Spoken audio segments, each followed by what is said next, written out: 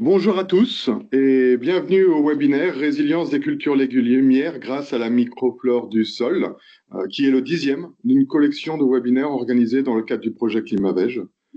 Je suis Henri Prelon, je travaille à Végépolis Valais et nous sommes chefs de file de ce projet. Je tiens à remercier la pilote de ces travaux, Charlotte Berthelot, du CTIFL, ainsi que les partenaires de cette tâche, dont vous voyez les logos sur cette diapo. Les partenaires techniques, tels que la station du KT et le CTFL, les équipes de recherche, le LUBEM de l'Université de Bretagne occidentale et l'IGEP de l'INRA et de Rennes, et enfin les comités de développement maraîcher de Maine-et-Loire et de Loire-Atlantique, l'ARELPAL pour les Pays de la Loire, le SERAFEL pour les producteurs bretons. Je tiens également à remercier nos intervenantes du jour, Charlotte Berthelot du CTFL, Myriam Agral du KT, Flora Pinsec du LUBEM, Maëlle de Priester du CDDL et Hermel Bro du CDDM.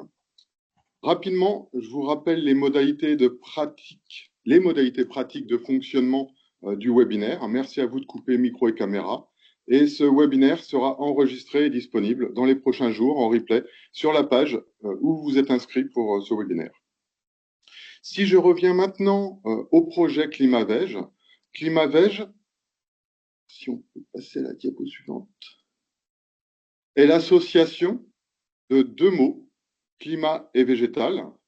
Il porte sur la transition et la durabilité des systèmes de production végétale face au changement climatique. C'est un projet qui a démarré en février 2021 pour une durée de 4 ans. Il comprend 24 actions de recherche et d'expérimentation et implique 80 partenaires. C'est un projet qui est cofinancé par les partenaires et par les deux régions, le Conseil régional des Pays de la Loire d'une part et le Conseil régional de Bretagne, accompagné de l'ADEME d'autre part. Les actions du projet ClimaVeg sont articulées autour du triptyque eau, sol, plante et sont de différentes natures. On y trouve à la fois des travaux de recherche, de l'expérimentation et des ateliers participatifs de co-construction de stratégies d'adaptation ou de réflexion. Ou les trois à la fois, comme les travaux qui vont vous être présentés sur la résilience des cultures légumières grâce à la microflore du sol aujourd'hui. Travaux qui s'intègrent dans le sous-projet 3 qui porte sur les leviers liés au sol ou aux pratiques liées au sol. Également la couverture du sol qui sera présentée en fin de matinée. Vous l'aurez compris, les travaux se terminent et c'est la raison pour laquelle cette collection de webinaires est organisée, permettant ainsi aux pilotes d'action, accompagnés de leurs partenaires, de vous présenter les résultats acquis durant ces 4 ans. Je vais maintenant laisser la parole à Charlotte Berthelot du CTFL pour l'animation du webinaire. Je vous souligne juste que vous pouvez poser vos questions tout au long des interventions via le chat. Nous relayerons vos questions aux intervenants à la fin de la présentation. Voilà, je vous souhaite un très bon webinaire et Charlotte, je te laisse la parole. Je te remercie, Henri. Donc effectivement, ensemble, on va parler de sol et d'eau en lien avec le changement climatique. Puisqu'on sait, on retrouve dans la littérature le fait que le sol est un allié précieux pour la résistance et la résilience des plantes au changement climatique. Alors, comment c'est un allié précieux? Le sol, il va pouvoir, au travers de sa structure et de sa texture, permettre d'améliorer la rétention en eau, la rétention en nutriments ou la présence d'oxygène. Le sol, c'est également une banque de micro-organismes qui vont pouvoir aider la plante à survivre dans des conditions qui sont inadéquates via la sécrétion d'exudats, de métabolites ou de phytohormones.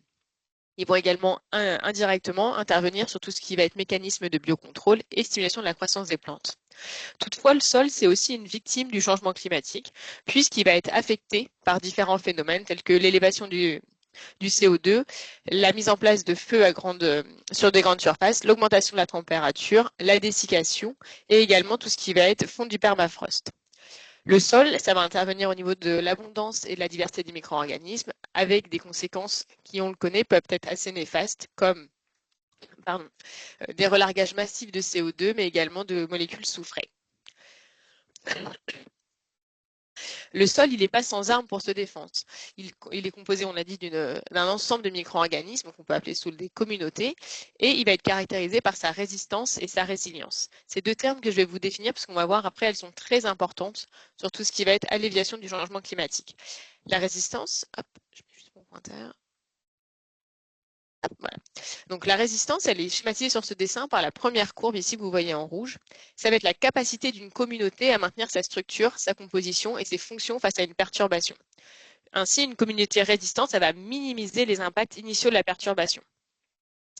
D'un autre part, la résilience, donc deuxième capacité des communautés, ça va être la capacité d'une communauté à retrouver cette fois, l'état initial après avoir été perturbé. Donc les communautés qui sont résilientes, elles vont s'adapter pour restaurer les propriétés après la perturbation. Et cette résistance et cette résilience, elles sont aidées par ce qu'on appelle, je vais y arriver, la redondance fonctionnelle. La redondance fonctionnelle, ça va être la capacité d'une ou de plusieurs espèces distinctes au sein d'un écosystème à remplir des fonctions écologiques qui sont similaires. Ainsi, quand on va avoir une diminution ou une perte de certaines espèces, grâce à cette redondance fonctionnelle, on va avoir un maintien de la fonctionnalité. Donc ça va aider à la fois la résistance, parce que quand on a une forte redondance fonctionnelle, ça va contribuer à la résistance de la communauté. Si certaines espèces disparaissent, la redondance fonctionnelle va permettre de maintenir la fonction. Et de la même manière, ça va permettre d'aider à la résilience. Tout l'objectif de la sous-tâche 3.2 du projet ClimaVeg, ça a été de travailler sur ces phénomènes de résistance, de résilience pour pouvoir étudier l'équilibre biologique du sol et les leviers agronomiques qui vont favoriser la résilience et la résistance des sols maraîchers face au changement climatique. Ainsi, on a travaillé à améliorer la santé du sol tout en maintenant la productivité des cultures. On a travaillé à l'échelle de la région Pays de la Loire et de la région Bretagne. Donc avec des partenaires qui étaient plutôt académiques avec des laboratoires tels que le LUBEM ou l'IGEP, des partenaires qui travaillaient en laboratoire et en station expérimentale, c'était le cas du CTIFL, des partenaires en station expérimentale et chez les producteurs, le cas du KT, du CDDL ou du CDDM, et des associations qui travaillaient auprès des producteurs tels que le CERAFEL et la RELPAL. Le pilote de tâche étant le CTIFL. Pour répondre à la question épineuse de l'impact du microbiome sur le changement climatique, on a travaillé sur 3 actions. Une première action qui a été d'étudier quel était l'impact sur la quel était l'impact sur la productivité et la vie du sol, donc en travaillant sur des parcelles expérimentales et chez les producteurs. Quel était l'impact ensuite de ce sol sur la résistance aux maladies, puis enfin comment transférer tous ces acquis aux producteurs et juger de l'acceptabilité des pratiques mises en place. Le changement climatique, c'est un sujet complexe qui va toucher à la fois la saison hivernale et la saison estivale, mais de manière différente.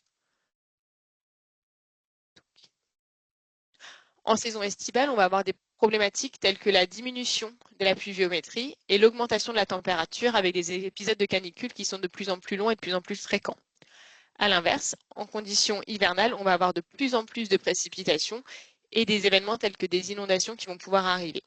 Le projet a débuté en 2020 après une grosse période de sécheresse. Donc, on s'est focalisé à cette période-là sur la partie estivale. Et donc, c'est ce qui vous est présenté aujourd'hui.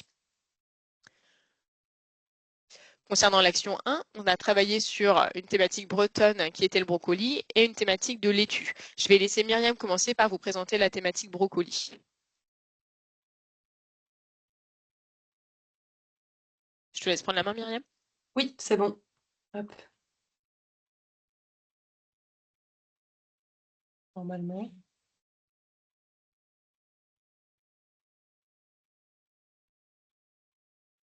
J'ai demandé le contrôle. Ouais, c'est bon, c'est temps que ça arrive. Ok, super, parfait. Donc bonjour à tous. Donc Myriam Abgrel, je suis ingénieure d'expérimentation à la station expérimentale du KT à Saint-Paul-de-Léon. Alors attendez. Du coup, juste 2 mots sur la station expérimentale du KT, si ça veut bien fonctionner. Voilà. Du coup, la station expérimentale du KT, elle est implantée à Saint-Paul-de-Léon dans le Finistère. On conduit du coup des programmes de recherche appliqués donc en légumes frais, en horticulture ornementale et en champignons cultivés. Et on a 12 hectares de terres labourables pour conduire nos essais. Et nos essais on porte et on participe à des essais régionaux, nationaux et européens, dont par exemple le projet ClimaVeg.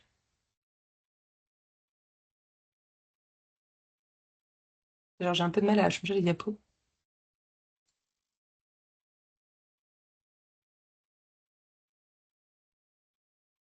Ok, non, c'est revenu en arrière. Oui, tu as cliqué sur la mauvaise flèche. Mince. Pourtant, j'ai l'impression de cliquer sur la bonne. Si tu me redonnes le contrôle, je peux te passer les diapos si tu veux. Ouais, ce sera plus simple, je pense. Il y a un peu de latence. Voilà, c'est bon. Super.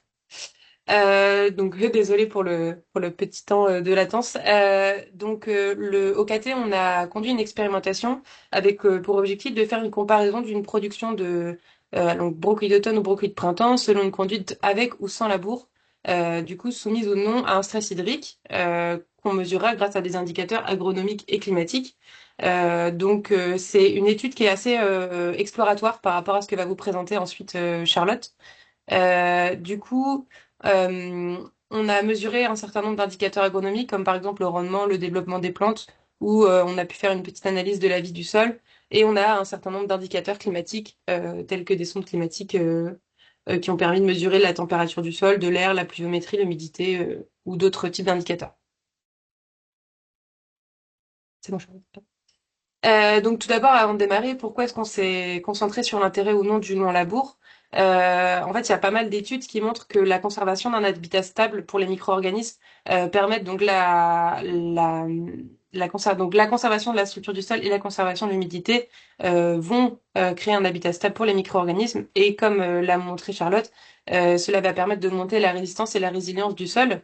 Donc ces études montrent en effet que donc un sol sans labour ou en tout cas sans travail du sol, héberge plus de micro-organismes et a aussi une activité enzymatique plus importante. Donc les essais en brocoli ont été réalisés sur 2 années. Donc il y a eu 4 cultures de brocoli. Donc les essais ont été faits en tunnel plastique afin de maîtriser l'apport d'eau. Il y avait possibilité d'utiliser des cages de protection de la pluie, mais en fait en culture de brocoli c'était un peu compliqué. Ça a bien fonctionné en laitue comme vous présentera Charlotte. Donc nous on a fait plutôt ça en tunnel, donc dans lequel on a mis plus ou moins 50 une modalité irriguée de manière confortable et une autre modalité à moins 50% d'eau, avec ou sans labour. Et ensuite, on a fait des prélèvements de sol réguliers de systèmes racinaires et aériens des plants de brocoli pour surveiller l'évolution et l'impact de ces conduites-là sur les brocolis. Donc le dispositif était le suivant.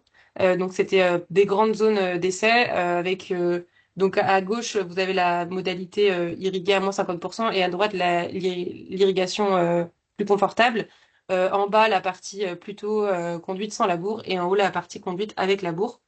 Donc on avait des zones de prélèvement de brocolis et on avait aussi du coup placé un certain nombre de sondes, donc des sondes SoilView, donc c'est les ronds, donc des sondes qui permettaient de mesurer plutôt des données du sol et en triangle des sondes ClimaView qui prenaient plutôt les informations du tout ce qui se passait plutôt dans l'air. Voilà.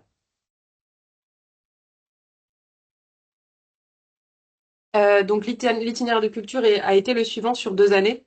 L'installation d'un couvert avoine-févrole la totalité de l'essai. Et ensuite, donc en début d'année, vers semaine 9, une première destruction du couvert. Donc pour la modalité avec labour, c'était un broyage du couvert, puis un labour et une herse rotative. Et pour la modalité sans labour, un simple broyage et ensuite un vibroculteur pour essayer de créer un mulch sur le dessus de la culture. Et ensuite, on implantait donc notre brocoli de printemps. Et ensuite, à la fin de ce brocoli-là, destruction du coup du brocoli par le même système, broyage labour herse rotatif pour la modalité avec labour et juste broyage du broculteur pour la modalité sans labour, puis plantation du brocoli d'automne et ensuite une deuxième répétition pour l'année suivante. Donc c'est quand même des pratiques qui sont pas celles réalisées par les producteurs habituellement. En général, ils enchaînent pas autant les brocolis et en plus la partie sans labour, c'est quelque chose qui est quand même vraiment très fait à la marge pour nous du moins dans le Finistère ou en Bretagne, en culture de brocoli. Le sans labour est très très peu réalisé pour le moment. Donc c'est vrai que c'est pour ça que je parlais un peu d'essais exploratoires sur le sujet.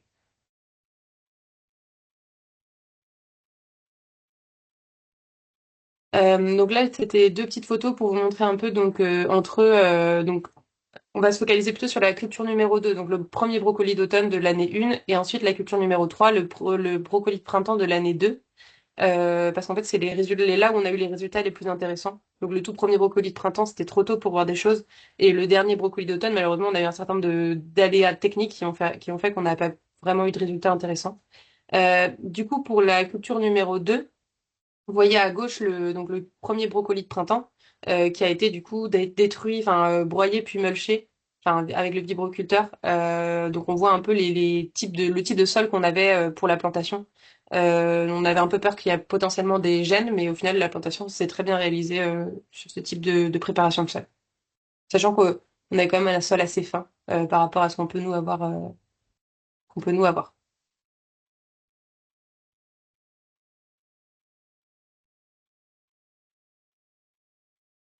Du coup, pour cette première culture, on a observé donc globalement, comme vous voyez à gauche, il y a quand même un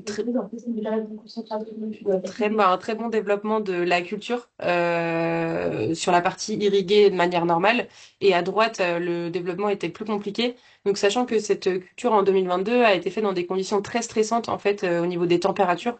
Donc, on a eu des températures à plus de 38 degrés à l'extérieur, donc bien plus de 40 sous abri. Et en fait, on a eu pas mal de mortalité à droite, comme vous le voyez sur la partie irriguée à moins 50%. Ce qu'on a tout de même remarqué, c'est que sur la zone, bon, il y a marqué agroécologie, mais la zone sans labour, en fait, on a eu globalement moins de mortalité et aussi des plants un peu plus vigoureux. Donc, on y reviendra après, mais c'était une première observation qu'on a fait en cours de culture. Euh, donc par rapport au bilan climatique de cette culture numéro 2, donc on voit que au niveau de la température du sol de la culture, donc on a ici les sondes à différentes profondeurs, donc de 5 à 50 cm. On voit qu'en fait systématiquement les températures étaient statistiquement plus importantes sur les modalités donc sans labour, donc les modalités la 1 et la 3, donc sans humide et sans sec, que les modalités avec les labours, donc avec humide et avec sec. Donc l'hypothèse, c'est qu'en fait, les débris de culture ont stimulé enfin, une dégradation plus importante et donc une activité enzymatique potentiellement plus importante, donc avec une génération de chaleur aussi, du coup, plus importante.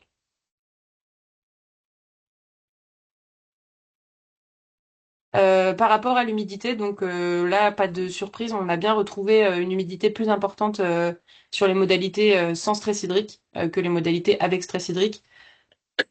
Toutes les plans de la modalité avec stress hydrique était globalement assez stressé à cause des températures, donc aussi beaucoup moins développé. Donc l'eau avait tendance à plus s'évaporer aussi avec la température. Donc comme je vous avais dit, on a eu une grosse période de sécheresse, un épisode de sécheresse, donc avec beaucoup de mortalité des plants. Donc ce qu'on voit, c'est que sur la modalité avec labour, on a une mortalité des plants en conditions humides qui est à autour de 13% et en modalité sèche quasiment à 50%. Et on divise quasiment par deux cette mortalité avec la modalité sans labour. Donc on est à moins de 5% en humide et à peine 25% en sec. Donc ça, c'est assez intéressant. C'était une première observation sur du coup cet effet du sans labour. Voilà. Et voilà. Ensuite, donc, on a fait des mesures sur les plants. Donc, c'est un travail qui a été réalisé par Imen Belgacem, donc, qui était en postdoc, l'UBM INRAE. Tout à l'heure, Flora vous la présentera plus en détail. Donc, elle a fait des mesures sur la longueur des racines et le poids des racines. Donc, ce qu'on voit, c'est qu'au niveau de la longueur des racines, les racines sont globalement plus longues en conditions sèches sans labour. Et le poids des racines est plus important en conditions humides. Donc, ce qu'on peut supposer, c'est que en conditions sèches, sans labour, les racines ont pu aller plus profondément pour récupérer de l'eau. Malgré tout, on a quand même un poids de plus important de racines en conditions humides, enfin, un poids sec de racines, puisque les plants étaient nettement moins stressés et bien 2 à 3 fois plus vigoureux que les plants en conditions stressantes. Donc, il y a aussi une mesure de fait sur le poids sec du feuillage. On voit la seule observation qu'on peut faire, c'est que le poids sec du feuillage est un peu plus important en conditions humides sans labour qu'en conditions sèches. Donc, c'est là qu'on voit un peu le gap qu'on avait vu visuellement, avec un développement foliaire un peu plus important sur la partie sans labour en conditions humides. Voilà. Donc au niveau du rendement, donc ce qu'on voit, c'est que donc tout d'abord, on peut dire qu'il est possible de produire sans labour, puisqu'on a des rendements qui sont très satisfaisants dans la modalité sans labour en conditions humides. Et ensuite, on voit qu'il y a quand même une augmentation du rendement pour la modalité sans labour en conditions sèches. Et en plus, on a plus de plants survivants au fort chaleur. Donc, c'est assez intéressant comme résultat. Ce qu'on peut supposer aussi, c'est que les plants en conditions sèches sans labour, comme il y a eu un peu de mortalité, ils avaient un peu plus de place aussi pour se développer, d'où des poids moyens de pommes qui sont équivalents à ceux dans des conditions humides avec labour. Donc voilà pour la première culture, enfin la culture numéro 2. Et ensuite, la culture numéro 3, donc c'est les brocolis de printemps de 2023 qui ont été plantés en mars. Là, pour le coup, les conditions étaient moins stressantes puisqu'il faisait beaucoup moins chaud. Donc là, on a un gap, en fait, on a un comportement qui est complètement différent de la culture précédente parce qu'en fait, donc les plants étaient beaucoup moins stressés, il n'y a pas eu de mortalité du tout de plants. Donc là, on avait bien, en effet, toujours un développement donc à gauche de la modalité irriguée enfin de la modalité humide par rapport à la modalité sèche, toujours à peu près de 50% de vigueur en moins. Mais là, on voyait pas forcément à l'œil nu de différence entre les modalités en agroécologie et la modalité sans labour par rapport à la modalité avec labour. Ce qui est intéressant quand même, c'est de voir que le phénomène de température du sol plus élevé pour les modalités sans labour se répète. Donc ça confirme un peu ce qu'on avait observé de la saison précédente. Donc ça, c'était plutôt intéressant de voir que en effet la température du sol est plus élevée sans labour, même au printemps. Au niveau de l'humidité, on avait des données qui étaient un peu plus variables. C'était moins flagrant que la première, que la saison précédente, mais potentiellement aussi le fait d'être en conditions moins extrêmes, on a moins senti aussi de différence au niveau des sondes sur l'humidité. Euh, donc au niveau des longueurs de racines et de poids des racines, donc là en fait on n'a pas de différence du tout sur la longueur des racines. Donc à nouveau, conditions peu stressantes, la culture a eu moins besoin d'aller chercher de l'eau plus loin. Et au niveau du poids des racines, donc il était plus important en conditions sèches. Donc c'est l'inverse de la culture précédente. Ce qu'on suppose, c'est qu'en effet, donc il y avait moins de développement de foliaires puisqu'elles étaient moins gorgées d'eau, et donc aussi du coup potentiellement une matière sèche plus importante, plus concentrée en fait sur la partie sèche que sur la partie humide. Donc en conditions moins stressantes, on a une inversion en fait au niveau du poids des racines. Et au niveau du poids du feuillage, à nouveau, plus important en conditions sèches par rapport à la condition humide. Donc, même supposition que pour le développement racinaire. C'est juste qu'il y a une matière sèche plus concentrée du fait de moins disponibilité en eau, mais sans, euh, sans stress en plus. Et du coup, là, par rapport à toutes les observations qu'on a fait, il n'y a pas de différence entre les modalités enfin, sans labour et avec labour. On l'a pas vu dans cette type de notation-là. Par contre, on l'a vu sur le rendement. Alors, c'est clairement beaucoup moins marqué que la récolte précédente. Mais on a, quand on fait une analyse statistique, donc quand on fait une analyse statistique globale, on a bien une différence humide et sec, avec des poids qui sont bien plus bas en modalité sèche. Et quand on se concentre uniquement sur les modalités sèches, là, on voit donc une différence statistique entre les modalités avec et sans labour, avec du coup un rendement qui est un peu plus élevé en sans labo. Donc, différence qu'on voit pas dans des conditions humides. Donc, on peut plus ou moins se dire que en conditions stressantes, même légèrement stressantes, on a une différence quand même de rendement sans labour par rapport à avec labour. Et du coup, pour conclure, donc ce qu'on peut conclure de ces 2 années d'essai, donc c'est que déjà tout d'abord, il n'y a pas d'impact négatif de l'absence de labour sur les rendements des cultures de brocoli dans cet essai-là, donc dans ces conditions en tunnel. Donc c'était déjà pour nous hein, une première validation. Ensuite, donc cette température du sol plus importante sur les modalités sans labour est assez intéressante. Potentiellement, il faudrait creuser sur ce sujet-là. Et du coup, en conditions très stressantes, on a eu une meilleure tolérance des modalités sans labour, euh, donc avec une meilleure tolérance du stress hydrique. Et enfin, le rendement est un peu plus important au global pour les modalités sans labour, même en conditions stressantes et en conditions peu stressantes. Donc, c'était assez intéressant. Donc, c'est à creuser et pour nous, c'est un premier essai exploratoire qui est assez intéressant sur le sujet. Et probablement qu'il faut qu'on aille plus loin là-dessus. Voilà. Ok. Je vais prendre le relais avec le pendant sur la laitue, donc qui a été fait au CTIFL à Carquefou. Donc juste le CTIFL en quelques mots, donc c'est un institut technique agricole qui est du coup national, donc placé dans les grands bassins versants et en Guyane. On est 310 salariés et on travaille de la fourche à la fourchette, donc depuis la production jusqu'à la commercialisation. Donc, on a des centres sur 190 hectares, pardon, en fruits et en légumes, et on est amené à travailler sur toutes les problématiques de production durable, satisfaction du consommateur, alternatives phyto, voilà, tout ce qui va toucher à la filière des fruits et légumes frais. Donc, dans le cadre du projet Climavège, on travaillait sur la partie laitue. Je vous l'ai dit tout à l'heure en conditions estivales. Et la première question, ça a été de se demander comment est-ce qu'on pouvait mimer les climats du futur en conditions de plein champ, en conditions estivales. Et donc, on a travaillé sur la mise en place de dispositifs qu'on a appelés des dispositifs d'évitement de pluie, que vous voyez à l'écran. Donc, c'est une cage assez simple en métal très léger sur lequel on vient apposer des lames de plexiglas qui sont coudées et qui ont la capacité, on ne le voit pas très bien, mais de s'écarter et de se rapprocher à façon. Donc on peut choisir l'écartement pour choisir en parallèle la pluviométrie qui va arriver au sol. Pour pouvoir guider ce choix d'espacement, on a équipé chacun de nos dispositifs de 2 types de sondes. Donc des sondes qu'on appelle SolView, qui ressemblent comme à des vis, en fait, qu'on vient visser dans le sol sur 50 cm. Et sur chaque zone grisée de la sonde, on mesure température, hygrométrie, pression, tout un tas de paramètres qui nous permettent de contrôler ce qui arrive vraiment au sol.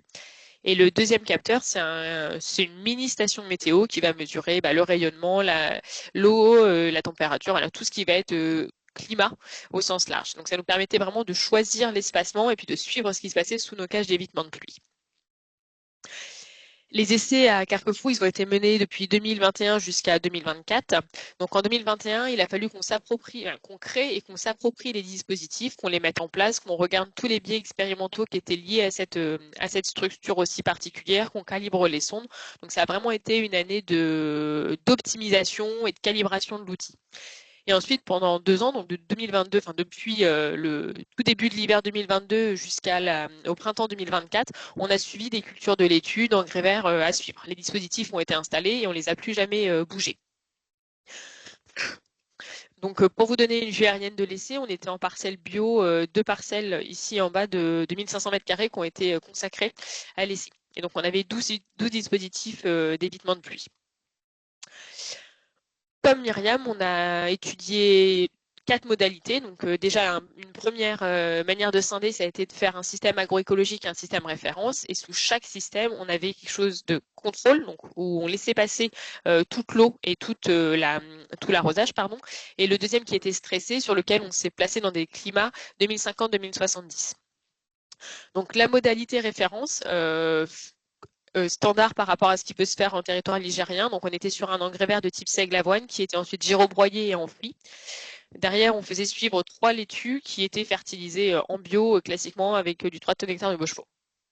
Pour la partie agroécologie, on a essayé de trouver un système qui soit en rupture mais quand même acceptable par un certain nombre de producteurs. Donc pour ça, on s'est appuyé sur le réseau de conseillers et sur la RELPAL.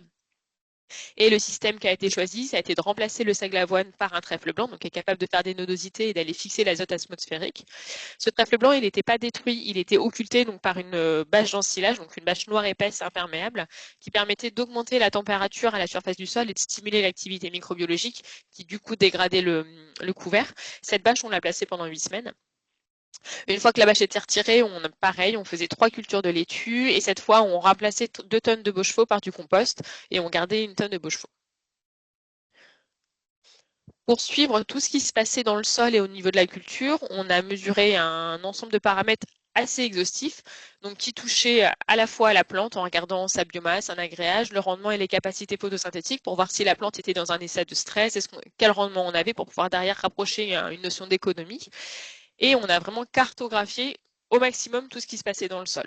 Donc en regardant le sol d'un point de vue assez général, en mesurant une respiration du sol, en regardant l'état de la matière organique dans ce sol-là, un petit peu de physico-chimie en s'intéressant à la compaction du sol, ce qui est important quand on limite le travail du sol.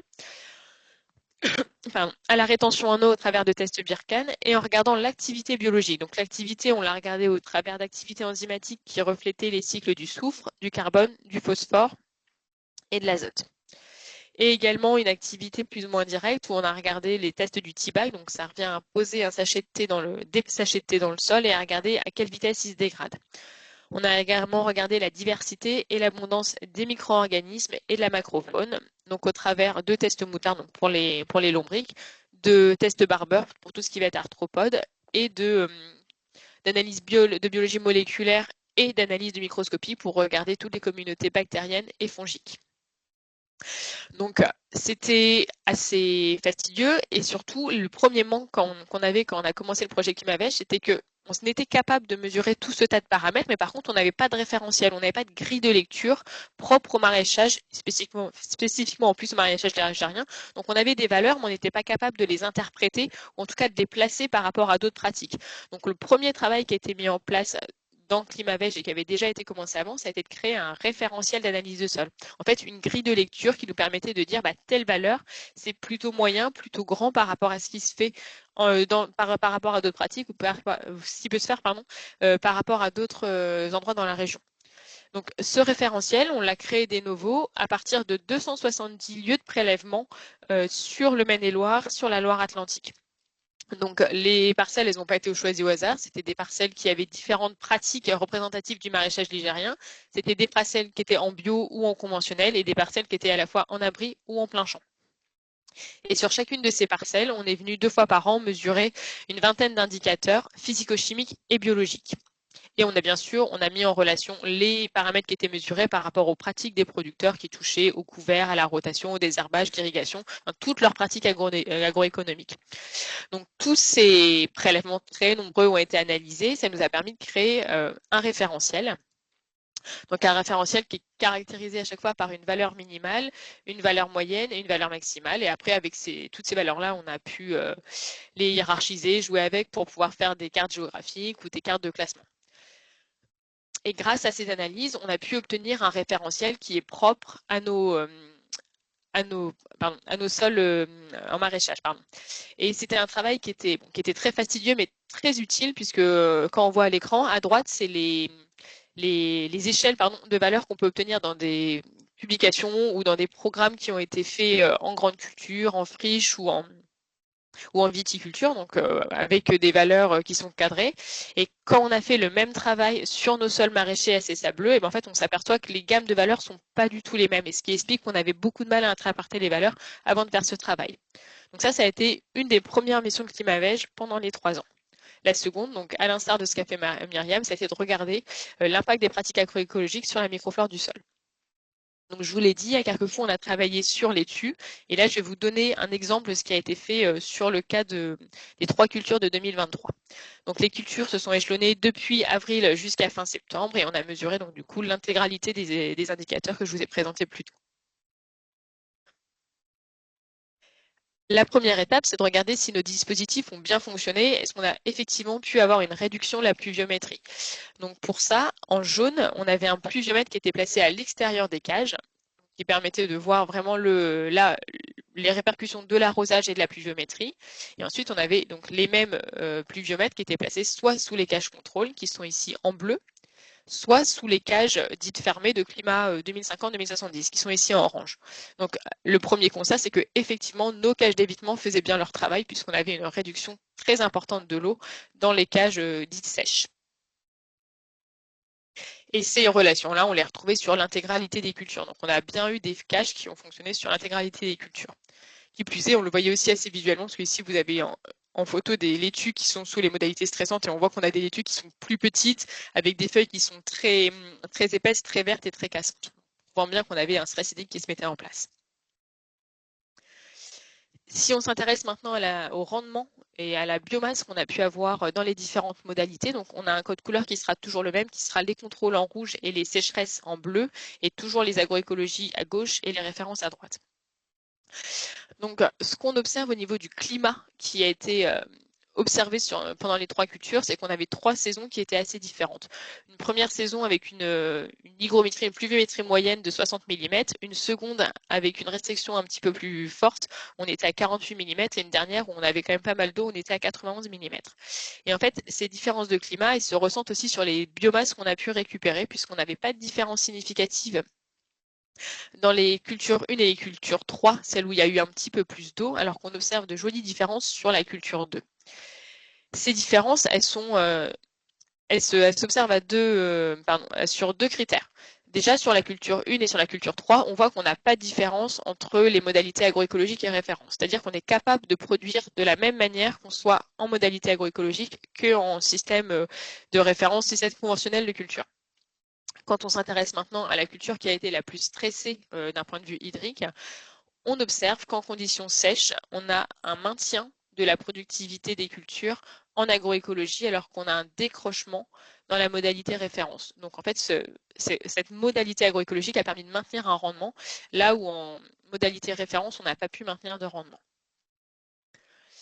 Cette baisse de rendement, elle s'observe notamment également au niveau des systèmes racinaires, puisque les modalités référentes avaient des systèmes racinaires qui étaient plus courts et moins ramifiés, là où en agroécologique, on observe ici à gauche des systèmes qui sont plus longs et plus ramifiés. Donc, ce qui permet d'avoir une meilleure exploration du sol vis-à-vis de l'eau ou vis-à-vis des nutriments. Si maintenant on se recentre sur notre cœur du sujet qui était le sol, donc je vous l'ai dit, on a mesuré un ensemble de paramètres qui étaient assez importants, qui touchaient à l'abondance, à la diversité et aux activités de la vie biologique.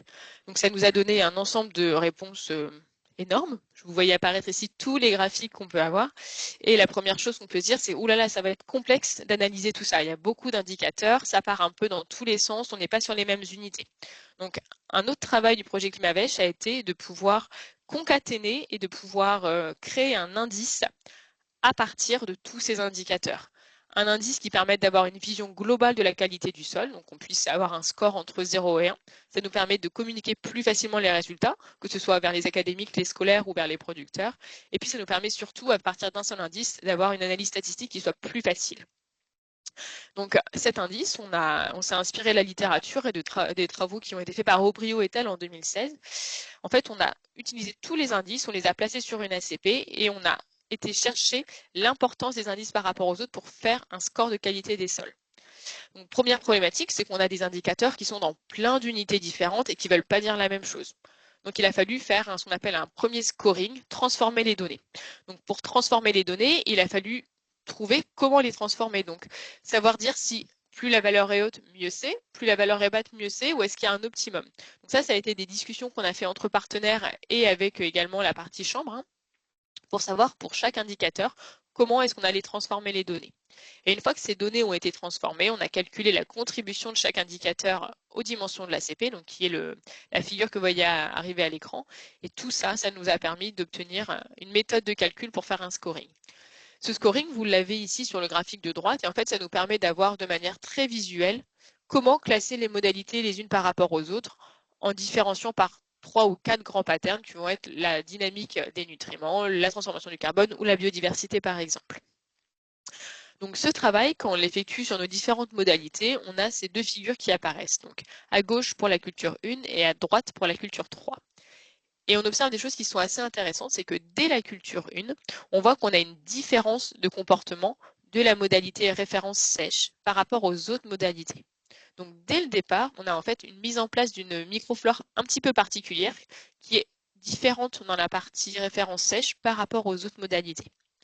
Et ces différences, elles se transforment, elles se continuent tout au long des cultures pour arriver ici sur la culture 3, où on a trois sols qui ont à peu près les mêmes patterns, en tout cas la même direction. Le sol en agroécologie contrôle, donc celui qui reçoit l'eau, et les deux modalités référentes. Et à l'inverse, on en a une qui fait dans l'autre sens, qui est un petit peu différente, qui est la modalité agroécologie sécheresse. Et quand on regarde ces figures sous un autre angle, en regardant cette fois les scores de qualité des sols, on a des choses qui sont très intéressantes.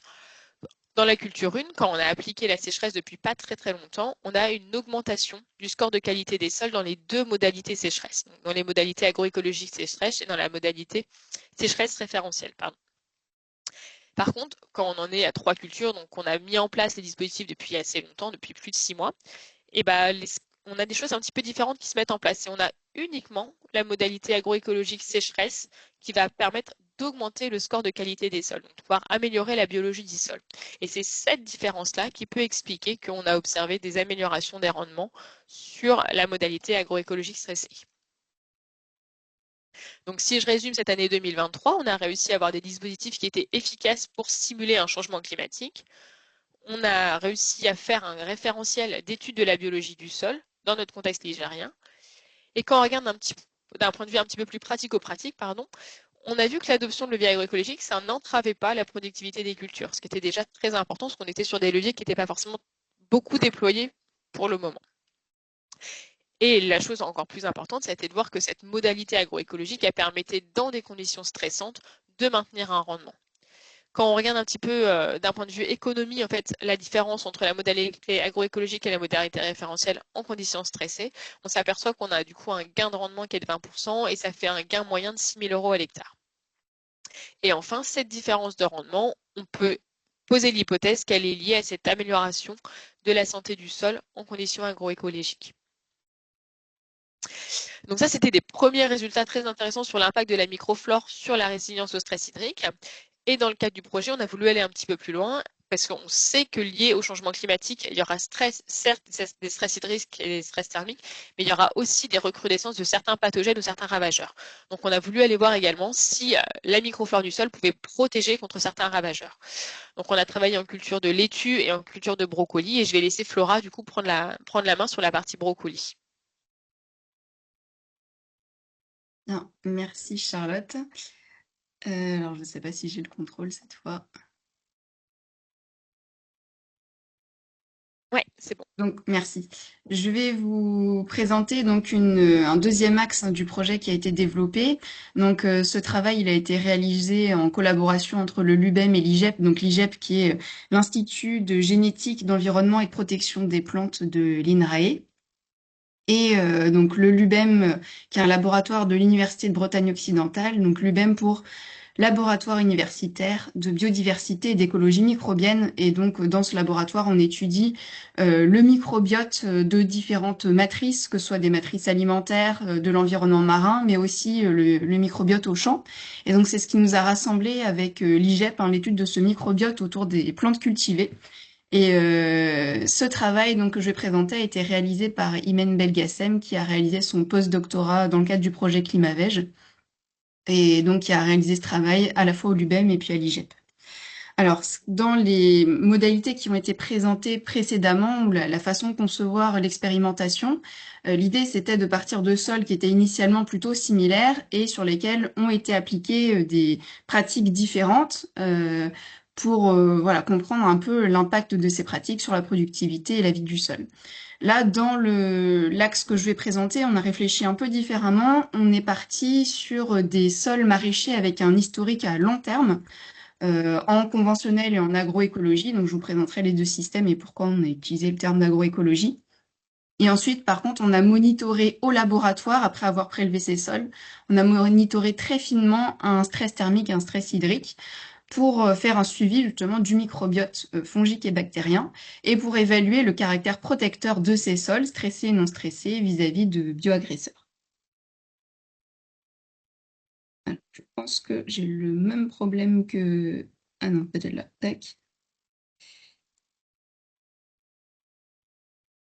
Si tu veux que je passe, faut que tu me redonnes la main. Ouais, j'essaye juste une dernière fois, mais j'ai l'impression que ça ne fonctionne pas. Donc, je vais te laisser passer les diapositives si ça t'ennuie pas. Je te reprends la main. Tac. C'est parti. Merci. Donc, dans un premier temps, donc c'est un sol conventionnel qui a été récupéré donc via le KT, c'était du sol du KT qui est conduit de façon assez classique en maraîchage, donc avec du labour annuel, une fertilisation principalement minérale sur les cultures et puis des traitements chimiques antifongiques, herbicides qui étaient appliqués sur les cultures. Ensuite, on avait un sol agroécologique. Donc, c'est déjà un sol qui était conduit en agriculture biologique, qui vient de la même zone, hein, qui est récupérée autour de Saint-Paul-de-Léon, donc qui avait donc une fertilisation organique et surtout l'originalité, c'était un travail uniquement superficiel des parcelles. Et donc, ce qui fait qu'on l'a appelé agroécologique pour la combinaison de l'ensemble de ces leviers. Ce qu'il faut regarder également, c'est les caractéristiques initiales du sol. On avait un pH différent dans les deux sols, un pH à 6,5 dans le sol conventionnel et un pH plutôt basique quand même dans le sol agroécologique à 7,9 et un taux de matière organique qui était supérieur dans le sol en agroécologie. Alors, comme j'expliquais, à partir de ces deux sols, donc on a prélevé le sol des parcelles et ensuite il y a un séchage doux qui a été réalisé pour l'ensemble des sols pour qu'ils soient exactement dans les mêmes conditions quand les stress sont appliqués. Puisque nous avons appliqué, donc après ce séchage doux à température ambiante pendant un mois, on a appliqué des stress thermiques et hydriques. Donc stress thermique, c'est qu'on avait une conduite optimale à 20 degrés et des sols qui étaient placés à 30 degrés. Et le stress hydrique, c'était donc deux conditions. On avait un sol en conduite optimale à 50% de la capacité de rétention en eau. Et la conduite stressée, c'était un sol à seulement 10% de la capacité de rétention en eau. Donc ces stress-là ont été appliqués pendant un mois. Et suite à l'application de ce séchage doux et des stress différenciés, on a replacé les sols dans des conditions optimales, donc à 20 degrés et 50% d'humidité. Là, tu peux appuyer. Et donc, à chacun des points de prélèvement qui sont indiqués sous les frises, on a récupéré les sols pour faire une analyse du microbiote, donc pour suivre finement toute l'évolution du microbiote à l'intérieur de ces sols. Et je vais cliquer encore. Et à la fin, on a réutilisé les sols donc, qui avaient été stressés puis remis dans des conditions optimales. Et on a évalué en fait leur capacité à limiter le développement d'une maladie liée à Rhizoctonia solani. C'est ce que je vais vous présenter maintenant. Alors, pour les analyses du microbiote qui ont été réalisées, on avait deux types d'analyses qui ont été faites. Donc, le microbiote, il a été utilisé à partir d'extraction d'ADN ou d'ARN. Donc, l'extraction d'ADN, ça permet de voir le microbiote total. Ça peut inclure des organismes qui étaient présents et qui sont morts et organismes vivants. Et on a extrait aussi l'ARN, hein, qui est vraiment instable et donc qui ne représente que la fraction du microbiote qui est active. Donc, à partir de ces deux types d'extraction, on a réalisé deux types d'analyses. Une analyse par RT-qPCR. Donc, l'idée, c'était de quantifier les communautés, donc communautés fongiques et communautés bactériennes, à partir de la quantité d'ARN, en fait, bactérien ou d'ARN fongique. On peut estimer la quantité de ces deux communautés. Et l'autre approche, c'était plutôt une étude de composition du microbiote par le métabarcoding. Donc, le métabarcoding, dans les grandes lignes, ça consiste à extraire tout l'ADN d'une matrice. Ensuite, on va venir séquencer spécifiquement une région qui va être spécifique des champignons ou bien des bactéries. Donc, on va venir cibler chacune de ces communautés différemment. Et ensuite, à partir des amplicons obtenus, on va séquencer chacun des amplicons obtenus. On va obtenir comme un code barre, en fait, qui va être l'identité de chacun des organismes. Et à partir de ces codes barres, on est capable de dire alors si on regarde le graphique, hein, s'il y a plus ou moins d'espèces jaunes, d'espèces violettes, d'espèces vertes, etc. Donc ça nous permet d'avoir une idée de la composition, de l'abondance relative, en fait, des organismes à l'intérieur d'un échantillon.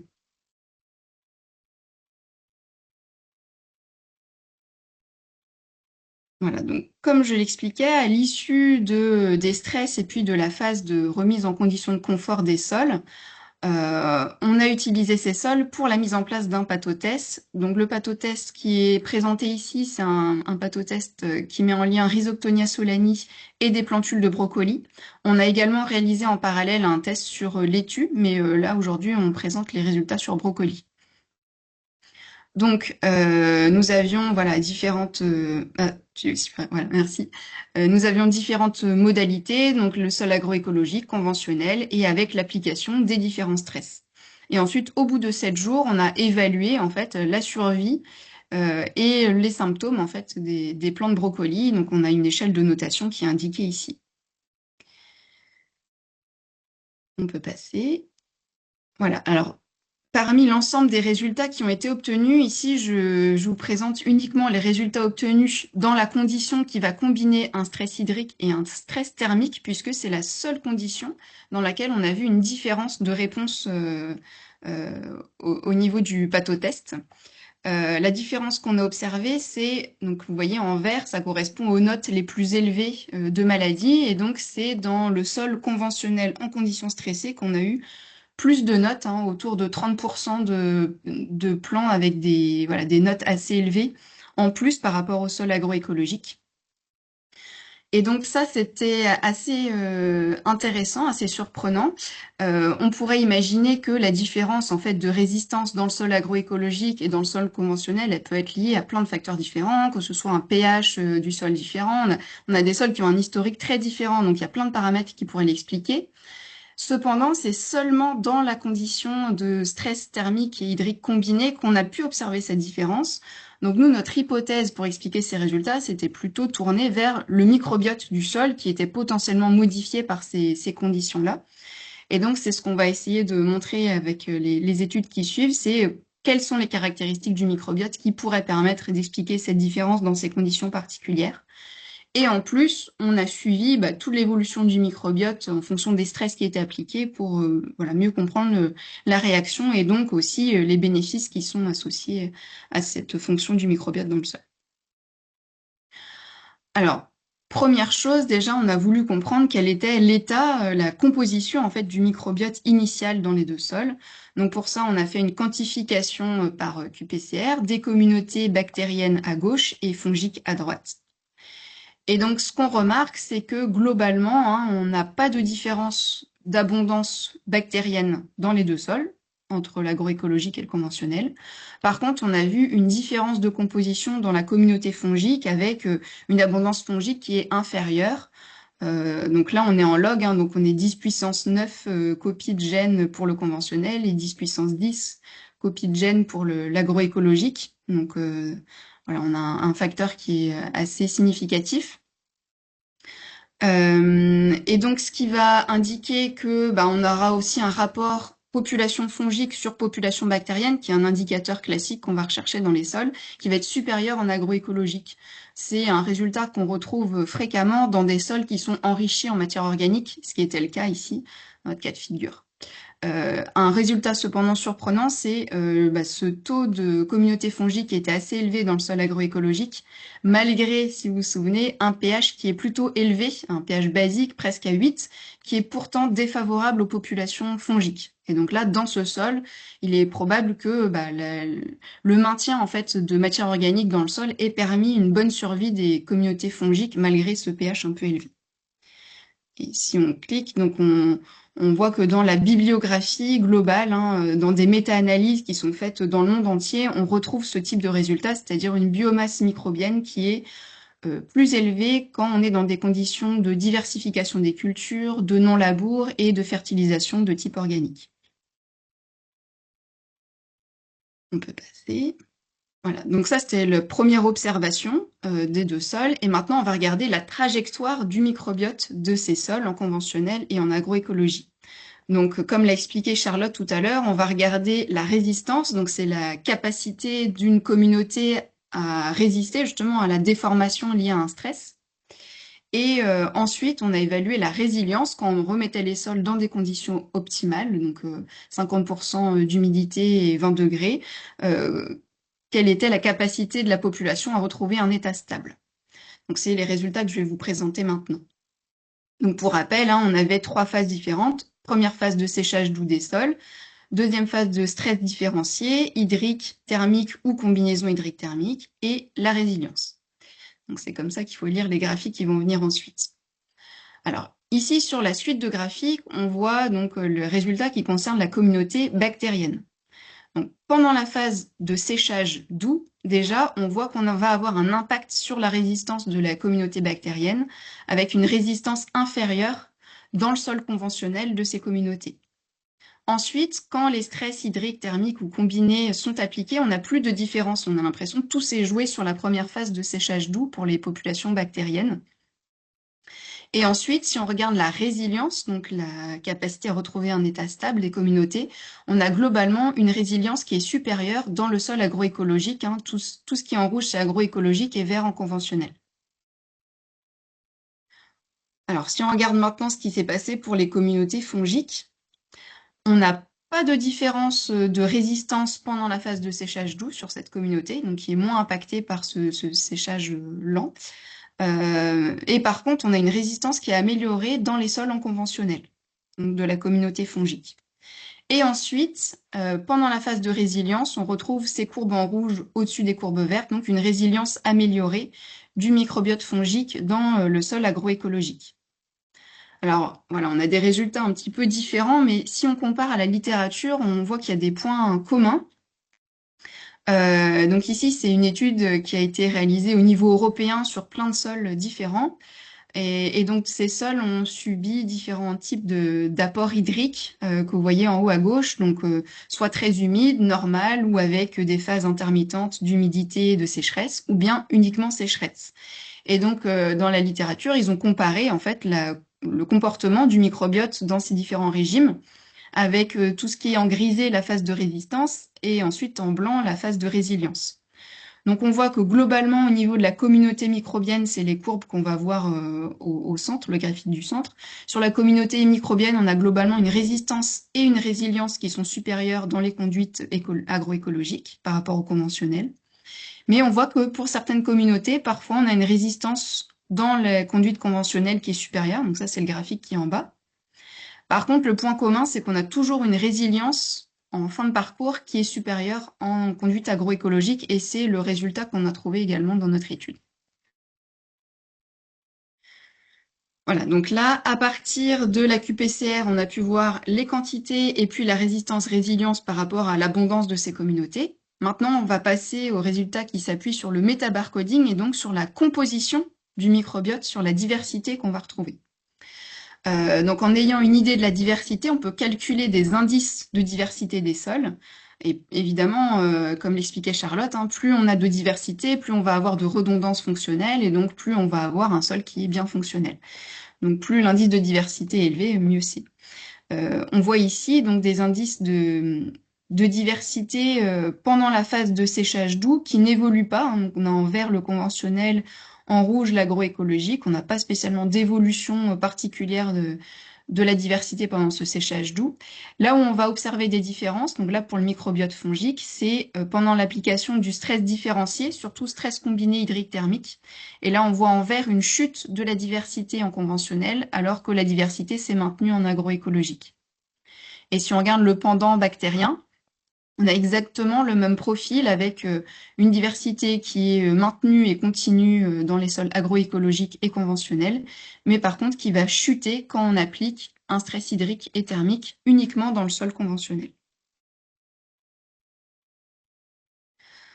Donc là, on a regardé sur la diversité globale et l'idée, c'était de regarder si on avait des taxons, c'est-à-dire des genres particuliers, fongiques ou bactériens, qui étaient associés à des conditions de stress et qu'on pourrait retrouver comme indicateur en fait de conditions de stress hydrique, par exemple. Donc là, je vous montre uniquement les résultats qu'on obtient quand on a une application combinée du stress hydrique et thermique.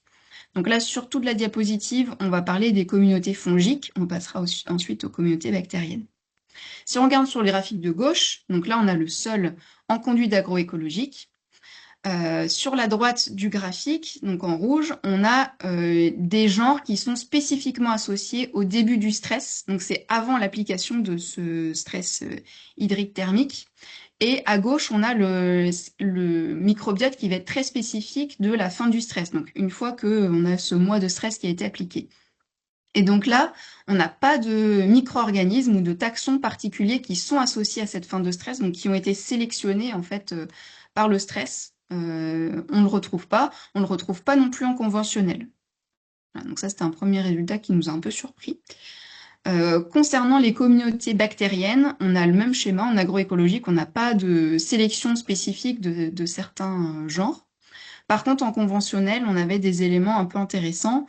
On avait par exemple le pédomicrobium, qui est une bactérie qui est plutôt associée à l'absence de ce stress hydrique et thermique, et qui est une bactérie plutôt associée aux environnements terrestres humides et aquatiques, donc qui a forcément été impactée par le stress hydrique et thermique.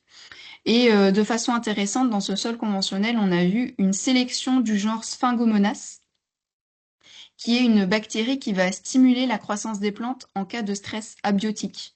Donc, a priori, dans les conditions du sol conventionnel qu'on a observé, on a vu une sélection en fait de ce genre qui est plutôt bénéfique en fait pour la plante en cas de stress thermique. Voilà. Et dernier résultat, donc là on refait un petit flashback.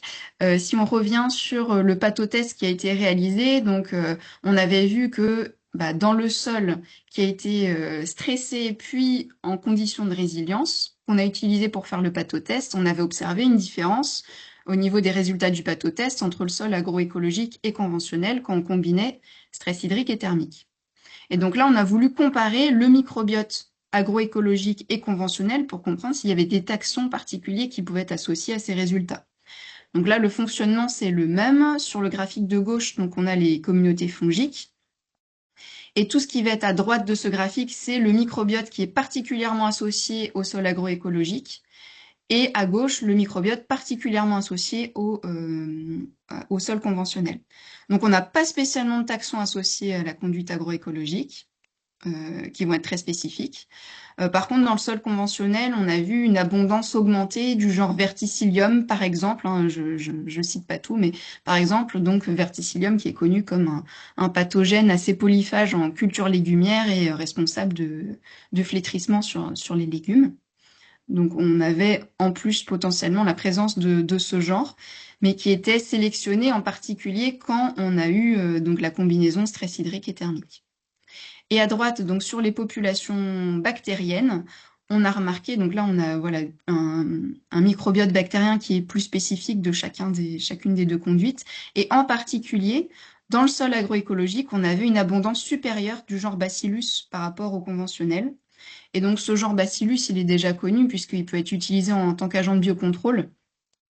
Donc voilà, est-ce que ce genre-là a pu participer à la protection du sol dans la conduite agroécologique? Ce qu'on sait aussi, c'est que le genre Bacillus, il est plutôt favorisé par le non-labour et le fait de ne pas apporter d'ammonitrate, donc plutôt de la fertilisation organique.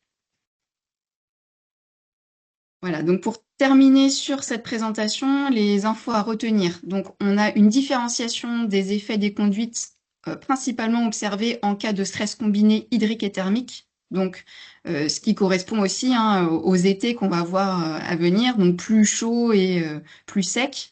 Donc pour différencier les conduites des cultures, nous on recommande de combiner en fait ces deux stress et de pas forcément mettre que hydrique ou que thermique. C'est là qu'on voit le plus de résultats. On a observé des communautés des sols qui étaient plus résilientes en agroécologique. On a aussi observé que les stress qui sont appliqués hydriques et thermiques, ils font chuter la diversité en sol conventionnel, mais pas en agroécologie. Donc globalement, on a une meilleure capacité des communautés à réorganiser la composition en espèces. On a de meilleures complémentarités et redondances fonctionnelles des espèces dans un sol agroécologique, donc avec en évitant le travail du sol et en favorisant l'apport de matière organique.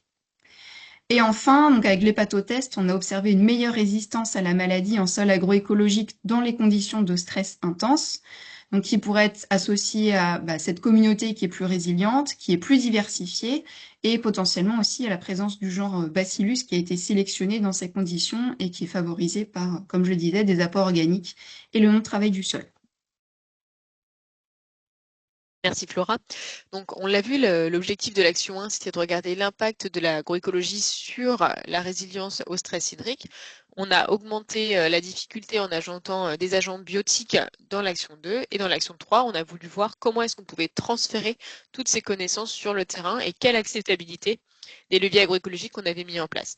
Donc pour ça, il y a des réunions d'échange et de co-construction qui ont été faites au KT, au CDDL et au CDDM et je vais laisser Maëlle et Hermel nous présenter tout ça.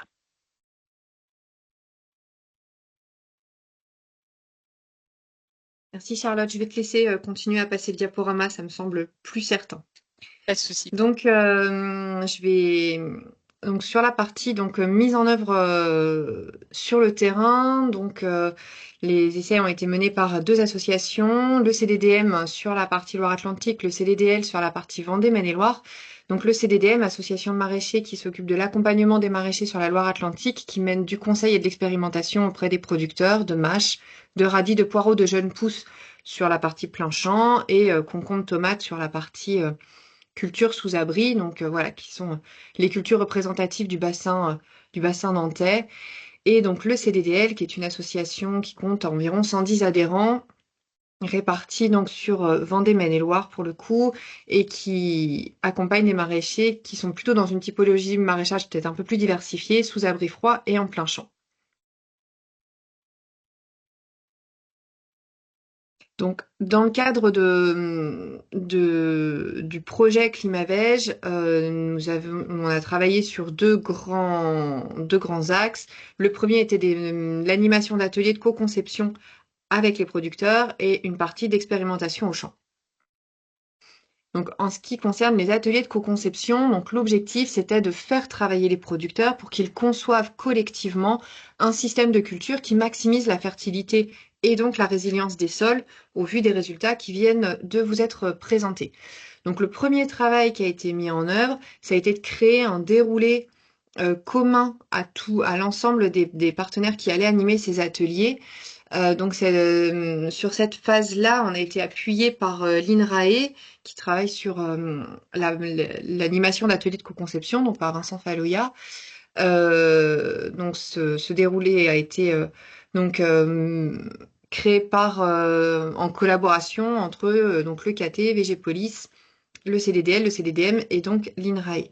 Et pour appuyer techniquement les ateliers, on a créé donc un support technique qui fait partie des livrables Climavège auxquels du coup vous pourrez accéder en fin de projet et qui recense en fait l'ensemble des leviers mobilisables, quels sont leurs intérêts, leurs difficultés, quelles sont les conditions de mise en œuvre, les conditions de réussite, et puis tout ce qu'il faut éviter après mise en œuvre de la technique pour vraiment conserver tout l'intérêt et tous les bénéfices de cette technique. Donc 3 ateliers ont été organisés, un sur le 44 animé par le CDDM, un sur le 49 animé par moi-même et un sur le Finistère qui a été animé par Myriam. Donc les ateliers, ils ont permis notamment de créer une prise de conscience chez les maraîchers en fait un peu de l'ampleur du changement qui se profile. Il se trouve que sur les Pays de la Loire, les ateliers ils ont été animés en janvier 23, enfin fin 22, début 23, donc au sortir d'une année 2022 qui était quand même particulièrement marquante par le côté thermique et stress hydrique des cultures et qui se révèle être à peu près dans les projections 2050-2070 comme étant une année qui sera a priori entre guillemets dans les normes.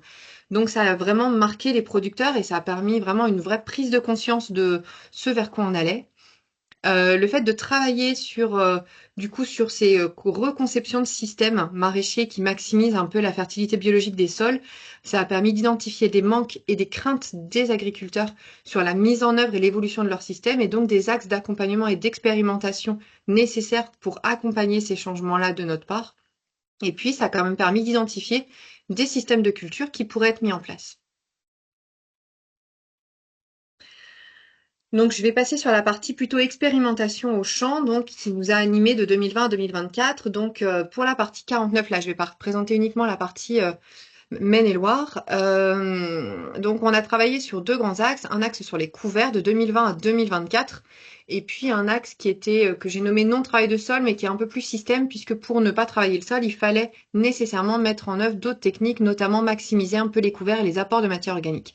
Donc, sur le non-travail de sol, on a eu 2 essais de 2020-2023, un sous abri en tomates et un en plein champ en maraîchage sol vivant.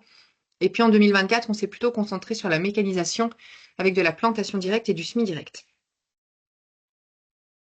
Donc, les enseignements des essais couverts, globalement, alors, ce qu'on a pu constater sur ces essais, c'est que on partait d'une parcelle qui était extrêmement fatiguée. Donc, le fait de faire 3 années de couvert à suivre, ça a permis d'une part d'assurer, donc de retrouver une qualité agronomique qui permettait de mettre en œuvre des cultures qui soit qualitativement intéressante. Par contre, ça a permis d'améliorer le côté biologie du sol. Et ce sont les seuls indicateurs qui évoluent. C'est-à-dire que là, je vous présente deux indicateurs, l'indicateur biomasse microbienne et activité enzymatique, sur lesquels on voit des changements, notamment si vous regardez sur le graphique activité enzymatique sur la bêta-glucosidase qui joue sur le cycle du carbone. Par contre, si on prend l'analyse de sol classique qu'on réalise tous en tant que conseillers au champ, l'indicateur matière organique n'a pas bougé en 4 ans de couverts, mulchés, broyés sur place et d'apport de matière organique. Donc, c'est un indicateur, certes, biologique, certes, des sols, mais qui est à prendre avec des pincettes et qui ne doit surtout pas remplacer, d'une part, l'observation des plantes et puis, éventuellement, si on veut qualifier la qualité biologique d'un sol, il est loin d'être suffisant. Sur le non-travail de sol, donc on a les résultats globalement des premières années, c'est qu'on a une absence de mécanisation qui rend la technique extrêmement chronophage et pénible pour les producteurs. Il faut savoir que tous les essais sont faits au champ et que globalement, donc, on compte beaucoup sur les producteurs sur la partie mise en place. Les tomates, ça fonctionne extrêmement bien. On a eu des cultures de tomates qui se sont très bien comportées, sachant qu'on était en conventionnel avec un soutien de la culture par ferti-irrigation. Les essais se sont arrêtés en 2023 pour diverses raisons et notamment pour le côté extrêmement pénible et chronophage de la mise en œuvre. Le côté MSV en chou n'a pas fonctionné, notamment parce qu'on était dans des plantations directes dans un couvert vivant de trèfle blanc et que c'est un combo qui ne fonctionne pas. Le projet Persiste va dans le même sens que nous. Le principal enseignement qu'on en a tiré, et ça c'était pas du tout attendu dans le projet, c'était sur le suivi du comportement hydrique des sols, c'est-à-dire qu'on a une augmentation très importante de la réserve hydrique des sols, de la capacité, enfin de la réserve utile du sol, et qui est liée à une réorganisation de la structure du sol et du rapport macroporosité-microporosité, qui permet d'augmenter la capacité de stockage d'eau du sol sans pour autant avoir, enfin voilà, tout en maintenant des écoulements du sol qui sont satisfaisants. On n'a pas des sols qui sont trempés d'eau. Voilà, donc on a une bonne structuration, mais un meilleur écoulement de l'eau.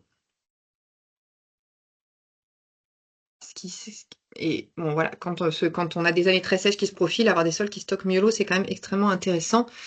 Et donc l'objectif des essais 2024 finalement c'était de réussir à faire pousser les choux notamment et puis surtout de mécaniser pour réduire la pénibilité parce que déployer les plantations directes ou le semi-direct on sait que c'est très bénéfique pour la biologie des sols, mais en maraîchage pour l'instant c'est extrêmement compliqué, donc l'objectif c'était d'aller expertiser un peu ce côté mécanisation pour pouvoir déployer la technique plus largement auprès des producteurs.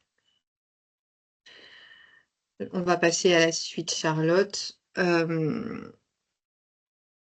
Et donc, les résultats de cette année, c'est que globalement, on a eu, par la mécanisation, en tout cas, la plantation mécanisée fonctionne très bien.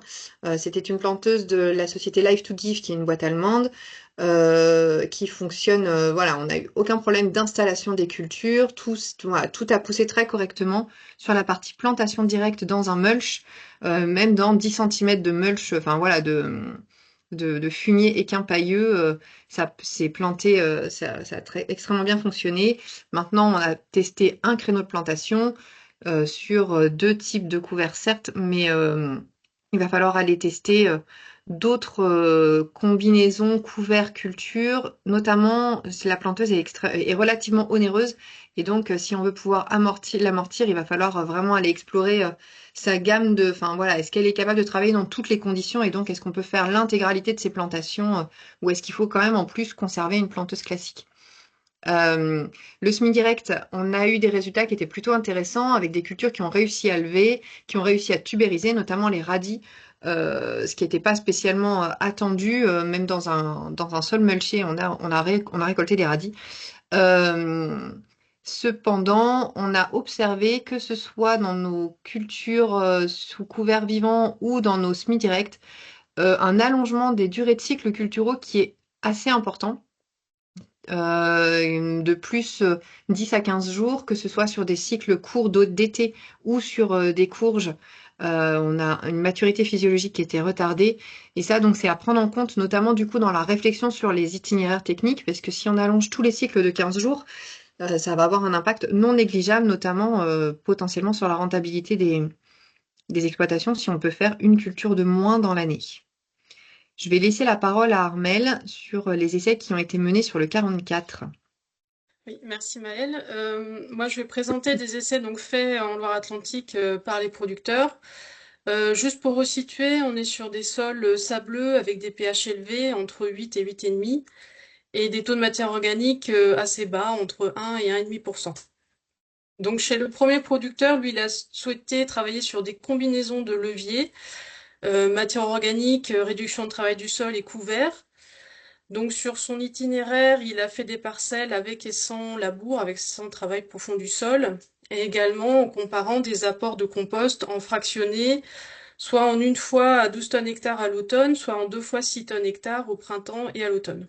Et il a fait un couvert de sorgho tous les ans. Et donc on a suivi la qualité. Ah pardon, excuse-moi, si tu peux revenir en arrière. Juste la qualité et le suivi des. On a suivi pardon le rendement et la qualité des cultures qui sont indiquées sur la petite frise. Et on a fait des analyses donc biologiques au printemps et à l'automne. Là, tu peux passer à la suivante, s'il te plaît. Ce qu'on a vu sur les cultures, c'est qu'on n'avait pas d'impact sur les rendements ou la qualité des différentes modalités. Donc là, vous avez le rendement de radis qui est exprimé en kilos par mètre linéaire. Et donc les différentes modalités, c'est L labour, SL sans labour, et avec les 2 doses de compost. Le compost qui est apporté, c'est un compost de fumier mixte. Donc pas d'effet, que ce soit sur le radis ou les autres cultures. Par contre, sur le graphe suivant, on va voir que sur la biomasse microbienne du sol, c'est-à-dire sur la biomasse totale bactéries-champignons, mesurée au fil des années entre 2021 et 2023, on a une augmentation globale. Alors au niveau des modalités, il n'y a pas de différence très marquante. Par contre, les petits carrés, c'est la moyenne de toutes les modalités sur une saison. En vert, c'est au printemps et en orange, c'est à l'automne. Tout à l'heure, Charlotte a montré sur le référentiel régional que la moyenne se situe à 170, donc nous on en est loin du fait d'avoir des sols sableux pauvres en matière organique. Et on voit quand même une progression au fil des ans sur les carrés verts notamment au printemps de cette biomasse microbienne. Et c'est ce qu'on cherche à avoir au final, c'est plus de micro-organismes dans le sol pour avoir des sols, enfin une fertilité qui augmente, pour avoir des sols plus résilients et plus résistants aux maladies. Là, on n'a pas observé de problème sanitaire, donc on n'a pas pu mesurer les effets de ces différents leviers sur l'état des cultures. On peut passer au deuxième essai. Donc le deuxième essai est un peu plus simple. En fait, on a suivi 2 cultures de mâches hivernales après un engrais vert d'été, un sorgho que vous voyez sur la photo de droite. Et avant cet engrais vert, il y a eu des apports de différents amendements organiques. On a eu cette fois-ci un témoin sans apport. Et puis les matières organiques qui ont été apportées, c'est un fumier de bovin frais, légèrement composté, et 2 composts, un compost de champignonnière et un autre compost mixte de fumier animal. Et la productrice a voulu tester aussi un activateur de sol, donc un mix de micro-organismes qui a été apporté sur les modalités. Et donc on a aussi analysé, on a fait des analyses donc biologiques de sol au printemps et à l'automne sur cet essai. Alors là, par contre, ce qu'on voit, c'est au bout de la 3e année, sur les 2 premières années, on n'a pas vu de différence, mais au bout de la 3e année, on a un effet sur le rendement moyen de la mâche qui est présenté ici, toujours en kilos par mètre linéaire. Complètement à droite, M6, donc c'est le témoin sans apport de matière organique, et puis le reste, donc c'est les différents apports avec ou sans activateur de sol. Et à part le fumier de bovin M1, on a des différences statistiques avec les différents apports de matière organique. Donc là, on a un effet, mais qui a mis 3 ans à arriver. Et sur l'autre graphique, on a aussi un effet sur la qualité de la production.